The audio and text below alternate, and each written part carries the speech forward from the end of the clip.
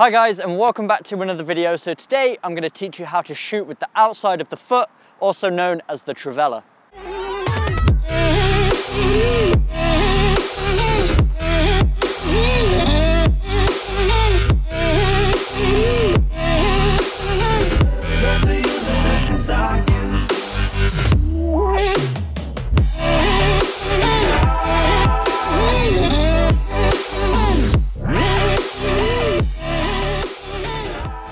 So before we get into the step-by-step tutorial, I just want to say a huge thank you to Band for sponsoring this video. So Band's an app that allows you to take control of a group or organization or anything that you're involved in. So if you have a homework club, a football club, and you're organizing training sessions and you want everybody to know what time to arrive at the pitch, you can put it in the calendar, you can have group chats, individual chats, so everybody has all the information they need, so your group is seamless and organized at all times. And if you sign up now, Band's actually giving away $250,000 worth of sponsorship to school teams for the upcoming school year. All you need to do is sign up to the app, which is absolutely free, and invite 5 people, and you'll be eligible for that $250,000 prize. But without further ado, thanks again to Band for sponsoring this video, and let's get into the tutorial.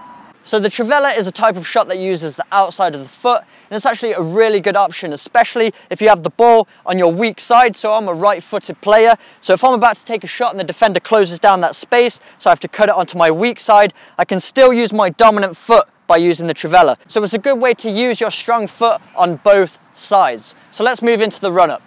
So for the run-up, you essentially either want to be straight on or to the opposite side, to which you would take a free kick with your dominant foot.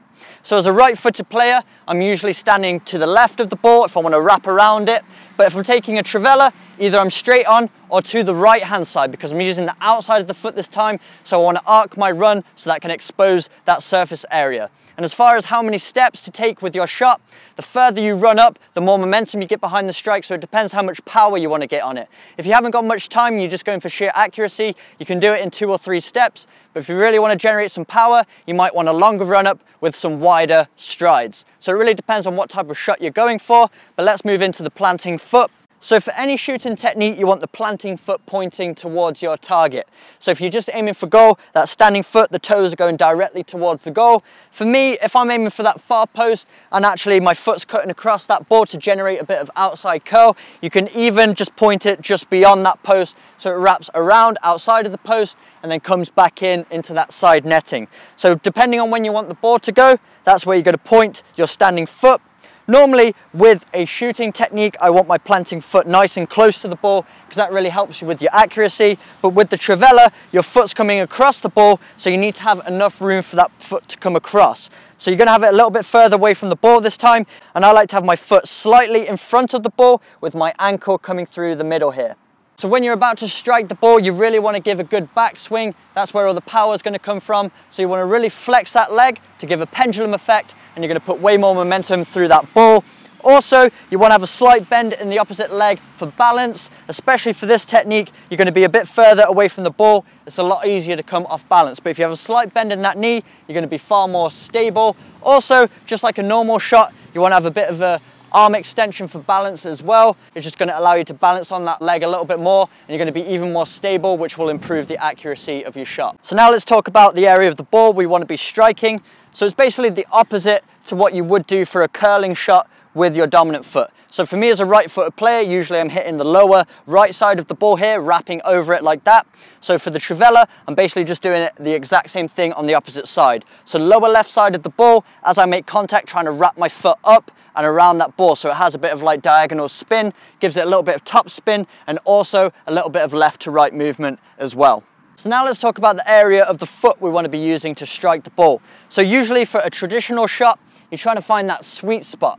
So the nice dense area towards the top of the foot here. You're not trying to hit lower on the foot because that's softer. If you want to generate power and whip, that kind of aggressive shot, you want to be finding that sweet spot. And exactly the same happens when you're performing the Trivela as well. So if you just go to the opposite side of the foot, the bones are nice and dense at the top here again. So you've basically got 2 sweet spots. You've got a sweet spot for the instep, and you've got a sweet spot for the outside of the foot as well. If you hit lower on the foot here, where it's a bit softer, you will get that spin, but you're going to sacrifice a lot of power. It's not going to be very challenging for the goalkeepers. But if you find that sweet spot, so towards the top here, and you're using that area to strike through the ball, not only are you going to get that spin and that dip, but you're going to generate more power as well. Also, you want to lock the ankle as you strike the ball. You really want to make it nice and rigid. You do that by flexing the foot down, and actually for this technique you want to push it inwards a little bit. So you're kind of angling your foot like this, really flexing those ankle muscles so that when you strike the ball you're exposing that side of the foot, because if you have a loose foot you're just not going to generate the power you want. You want to have a nice rigid surface so the ball really propels off the foot nice and aggressively. Finally, moving into the follow through. So as you strike that ball, first you want to slightly crouch your chest over the ball. That's going to stop it from skying over the crossbar. So as you make contact you snap forward, but as you strike the ball as well you want your foot to actually follow through in the direction you want the ball to go. So as you make contact with that ball, if I want it to go towards that left hand side, I'm actually going to follow through towards that left hand side. That's just going to give it more chance of going exactly where you want the ball to go. And the final point of your follow through is after you've struck the ball and you've gone towards your target, you actually want to come off of that standing foot and land back on your kicking foot again. This is going to put even more power behind the shot. And this isn't something you need to force. The momentum of your big backswing should make you naturally come off the ground just because there's so much force going into it that you'll need it to stay balanced. So those are all my tips for shooting with the outside of the foot. Now you've got all the key points. The last tip is just practicing over and over again to build that muscle memory so that you can perform it in a game. But if you did enjoy this video, make sure you smash that like button, hit the subscribe button for weekly training videos, and I will see you guys in my next video.